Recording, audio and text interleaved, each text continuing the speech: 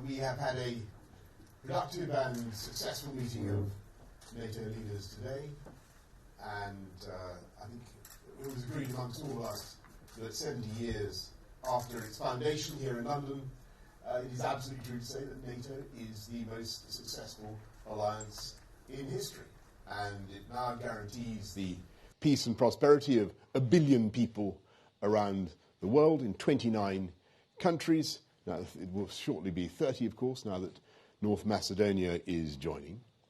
And everybody also attested to the fundamental reason for the success of that alliance, and it is based on the idea of solidarity in defence of our values of freedom and democracy, the basic idea of all for one and one for all, encapsulated in Article 5 of the North Atlantic Treaty, that we come to each other's mutual defence. That's why NATO works, and that's why it's so powerful and so successful. And, of course, the UK has long argued that you can't be complacent about that, you can't be remotely take that for granted. You've got to ensure that we continue to spend on our collective defence, and that's why we've made the case for 2% of GDP as the minimum NATO spend for every member. And we've been successful in that campaign, because if you look at what's happened since the Cardiff summit in 2014, actually there has been a substantial increase in spending by our European friends, up $130 billion. It will rise to $400 billion by 2024. And at this meeting here today, country after country pledged or gave an account of how they were going to meet the pledge of 2%. I was able to sketch out some of the ways in which the UK leads in, for instance, the European contribution to the NATO Readiness Initiative. And we are contributing 1 armed brigade, 2 squadrons of fast jets, 6 major warships, including the 2 aircraft carriers, and several other delegations, several other nations also emphasised that they were going to step up their contributions to the Readiness Initiative, amongst other things. And there was a mood of very great solidarity and determination, and a willingness to push NATO forward, not just for the next few years, but for the next 70 years, a real belief in the long-standing value of this alliance. We also had good discussions on Russia, how we should respond collectively to Russia, the need to beware of Russia, but also the need to engage. We discussed cyber, the challenges of what's going on in cyberspace, the asymmetric warfare and threats that we collectively face, the need for us to engage together in looking at the challenges from space and working together to develop a policy on space. We also agreed that we would, having heard a really terrible account of the earthquake in Tirana, in Albania, from Edi Rama, we also agreed that we would act collectively to help the people of Tirana and Durrës to get back on their feet. And that was the essence of a discussion that was, I think, extremely practical and extremely harmonious. If there are any questions, I'd be very happy to take them, but I have a list of people I will come to first. I don't know why. I don't know why these have been nominated. I will try and take as many as I can. But John Pienaar of the BBC first. Prime Minister, the President of the United States has spoken of his admiration for you. Do you believe that as a leader and as a man that Donald Trump is good for the West and good for Britain? And if so, why? Well, I certainly think, John, that the United States is the guarantor of, has a massive contributor to NATO, has been for 70 years a pillar of stability for our collective security. And, if you want evidence of the willingness of the United States to stand shoulder to shoulder with us, I would point you back to what happened in the case of the poisonings in Salisbury, when, of course, you may remember, that country after country stepped forward to expel Russian diplomats in solidarity, Russian spies, in solidarity with the UK. And America, the United States, actually expelled 60. And that was a fantastic testament, I think, to the transatlantic alliance. And I draw an unhappy contrast with the posture taken by the leader of the opposition, who I seem to recollect decided that what we were best advised to do was to comply with the wishes of Moscow and send them samples for checking independently in Moscow. America stood shoulder to shoulder with us then, has done for decades, and is an invaluable ally and continues to be so. What about Mr. Trump himself? Well, let's be clear. This was under the current US administration, and they were shoulder to shoulder with us and could not have been more supportive. Debbie Haynes of Sky News. Thank you, Prime Minister. You've been pictured in this Buckingham Palace reception with Prime Minister Trudeau and others apparently having a joke, maybe at Mr. Trump's expense. Do you not take President Trump seriously? No. That's complete nonsense, and I don't know where that's come from. Tom Newton-Dunn of The Sun. Thank you, Prime Minister. 9 NATO countries are now meeting the 2% target. 11, though, still have absolutely no plans to meet it. Are you disappointed? And what did you say to those 11 countries who still have no intent of hitting the target? And may I also ask, President Trump has just said that everybody he's spoken to so far here will not go forward with Huawei building their 5G networks. He spoke to you about it in number 10 last night in your very small bilat. Is that what you told him, or you decided not to go ahead with Huawei?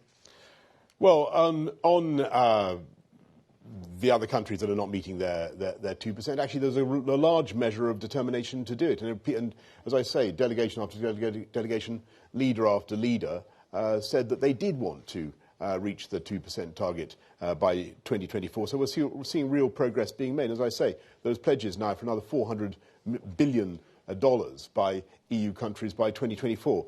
And on Huawei and 5G, I don't want this country to be unnecessarily hostile to investment from overseas. On the other hand, we cannot prejudice our vital national security interests, nor can we prejudice our ability to cooperate with other Five Eyes security partners, and that will be the key criterion that informs our decision about Huawei.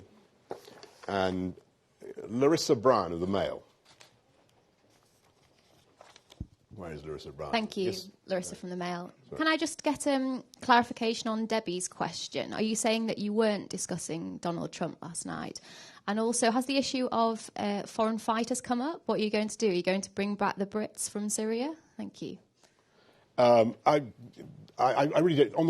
On Debbie's question and your question, I really don't know what is being referred to there, but I can tell you that on foreign fighters and bringing back foreign fighters from Syria, it is, of course, our view that if people go to fight in Syria, they are putting themselves beyond UK law, they're breaking UK law, and they abdicate their rights to citizenship of this country, and we've made that very clear. Gordon Rayner from The Telegraph. Thank you, Prime Minister. Are you concerned about the way in which the US-UK trade talk minutes found their way onto the internet? Have you asked the Cabinet Office to investigate? And if not, do you think they should be? Well, thanks, Gordon. As I understand it, that stuff had been online for months, and I'm not. The answer is no. Harriet Line from PA. Prime Minister, did you discuss with Donald Trump your plans to push ahead with the digital services tax? And if so, what did he say? My view about the digital services tax is, or my view about that issue broadly, is that we do need to be looking at the question of the vast revenues of big digital companies. They are not paying much tax in proportion to the huge sales that they make in this country, and we need to address that. And that's something that obviously is being raised with our friends in the US. Yes. Mr. Prime Minister, it's Aynur Tatasol from Turkish media. Hello there. Hi. You had many issues with our president, Mr. Erdogan. So how was your meeting with him? Could you please tell us a little bit how was all issues solved or told between you and him? Well, we had a very good discussion with Emmanuel Macron and Angela Merkel and President Erdogan, and we discussed the great complexities of the situation in northern Syria, and clearly we recognise the huge pressures that Turkey faces, the 4 million refugees that Turkey is accommodating, the terrorist threat from the PKK that must be acknowledged, the very real threat that Turkey faces. And I think what we were all trying to do was to understand Turkey's plans for that stretch of northern Syria, what they want to do, how they see the future there, and the way forward. And I think what we want to do is to avoid any misunderstandings between allies within NATO about Turkey's intentions and about how that situation will develop. So what we've agreed is that we will continue that forum and continue to have those talks. And I think, by the way, it's an illustration that E3 plus Turkey format is a good illustration of the way in which the UK will continue to play a cardinal role in discussions material to our interests around the European region once we get Brexit done. And our forest of hands going up. Okay, let's try and answer these questions quickly. Yes. Thank you. Mr. Prime Minister, this is Harun Najafizadeh from Iran International. Hello, sir. TV. Thank you, sir. The situation in Iran is tense. A popular demonstration was cracked down, and according to Amnesty International, over 200 people were killed. Have you discussed the situation in Iran, whether inside Iran with your counterparts, or generally the Iranian role in the region? Well, of course, it didn't come up much today. I can tell you that much. In fact, I don't think at all. But my own feeling is that this is not just about fuel prices. This is a sign of real popular dissatisfaction with the regime, and frankly, I am by no means surprised. And I think that, as so often, Iranian disruption in the region is a distraction from the failings of the Iranian regime. Yes, sir, front row. James Hurst from BFBS Forces News. You've committed a significant chunk of Britain's military power to the NATO Readiness Initiative. The squadrons are about a third of our fighter jets, a significant chunk of our surface fleet, and all this at a time when, in terms of men and women, the forces are significantly below strength on manpower. So are the forces going to be stretched too thin, or is this simply a rebranding of contributions we're already making? Right. Well, look, it's very obviously we're going to keep our forces up to strength and more. We're putting a 2.6% increase in defence spending. We are putting 2.2 billion more into our defence budgets. The UK, as you know, exceeds the 2% target. As for the readiness initiative, yes, those forces will be deployed as part of that initiative, but of course they'll also be capable of other deployments as well. They won't be exclusively for that purpose, obviously not. Yes, sir. Prime Minister. Yes. Saudi from Phoenix TV, Hong Kong. Actually, I just still want to ask something about China, because China is one of the agenda for this year's summit. Yes. Actually, after the briefing from the Mr. Secretary General, can we understand that China in the future has to be the strategic partner or strategic enemy for the NATO? Well, what do you think of that? I certainly don't think that the second thing, there was no support for that idea. I think what people felt was that it was right that we should build a strategic partnership with China, but that we should be aware also of the challenges that China presents, and particularly when it comes to areas of high technology. I think that would be a fairer characterization of the discussion. Yes. Hi, Mr. Johnson. Emilio from Politico. Just to clarify on foreign fighters, President Trump has obviously said that we should take more of them back. He's suggested something about dumping them on our shores even. Are you saying that, no, we won't do that, we don't agree that they should be tried here? Or are you saying, yes, we will take some? Well, Emilio, as you know, one of the difficulties we have in taking these people back is that our legal systems make it very, very difficult for us to secure convictions. And I go back to what I said earlier. If people go out to break the law, to sort of fight in terrorist organisations, then they really have to take the consequences. Yes, second row. Prime Minister, Sydney Morning Herald.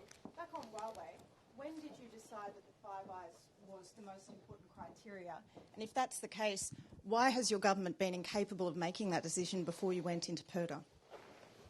Well, we're going to make a decision, and we're going to make it based on, as I say, on the paramount importance of protecting our critical national infrastructure and also protecting our Five Eyes relationships. And I don't think it had anything to do with the timing of the election.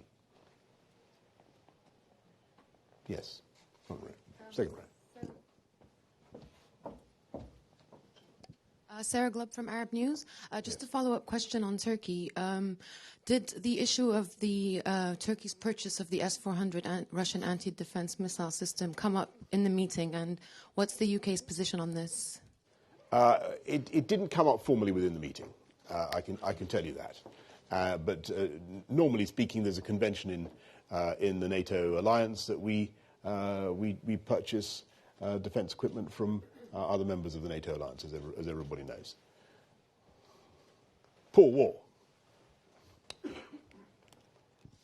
Prime Minister, the President said yesterday that he doesn't know Prince Andrew, yet there's plenty of evidence that actually Prince Andrew hosted him earlier this year and that they played golf together. Do you think President Trump is an amnesiac or a serial liar? Look, frankly, Paul, I think that's one of those questions that comes under the general category of a good effort to drag in something that I think is totally extraneous to our dealings here today.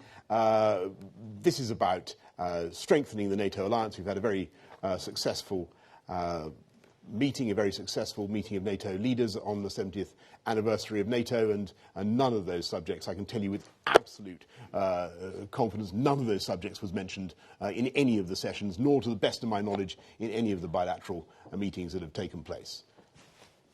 Yes. Thank you. Ben Kensish, The Independent. Prime Minister, have you made crystal clear to President Trump that neither the NHS nor pharmaceuticals should even be part of discussions, should even be on the table? I think... and if so, do you accept that this time next year we could be about to fully leave the EU without a trade deal in place with either the European Union or the United States? I think that everybody by now has rumbled all this for the nonsense that it is, and I think I might just wind up this press conference now, because I think we're starting to scrape the barrel. And I think with 8 days to go until this election, we've got a very, very clear choice before us in this country, and distinguished representatives of the international media will have to forgive me for making this point, but it is relevant to our concerns. We have a very, very clear choice before this country. We have a deal that will enable us in the Conservative Party, as a Conservative government, to get Brexit done by the end of January. And that will allow us to get on and do all the fantastic things we wanted to do for our country, to invest massively in the NHS, with the biggest investment in the NHS in modern memory, to uplift funding for every school, every primary, every secondary school in the country, to invest in our police, the biggest infrastructure investment for a century. We want to go ahead with. There is a fantastic future ahead of us if we can get Brexit done and move forward. And the choice in the next 8 days is either doing that, getting Brexit done, moving forward, taking this country to the future that we can achieve together, or going through the Groundhog Day of more paralysis and chaos in Parliament next year with a Corbyn-Sturgeon coalition. A Corbyn-Sturgeon coalition which would mean 2 more referendums, one on Scotland and another one on the EU, which would keep our country back and prevent us from going forward. That is the choice. And by the way, I might go further and say that there is a choice between those who want to strengthen NATO and those in the Labour opposition, who actually want to destroy NATO, this alliance that has kept us safe. I want to strengthen MI5 that keeps us safe. Jeremy Corbyn and the Labour Party want to install a Home Secretary who wants to disband MI5. I want longer sentences for violent criminals and to make sure that terrorists serve their full term. Mr Corbyn doesn't agree with that. We have got, in this government, a clear plan to get Brexit done and move forwards and get a parliament working for the people of this country. And as far as I can see, as I say, the only plan that Jeremy Corbyn has, apart from destroying NATO, is to have 2 more referendums that would retard this country's ability to develop, keep our economy in suspense and keep our politics in total disarray. So that's and have another pointless hung parliament. And I could not leave you, my friends, without getting that point across. But I thank you all very much, nonetheless, for coming to this NATO summit. And I look forward to seeing at least some of you back out on the campaign trail. Thank you all very much. Thank you.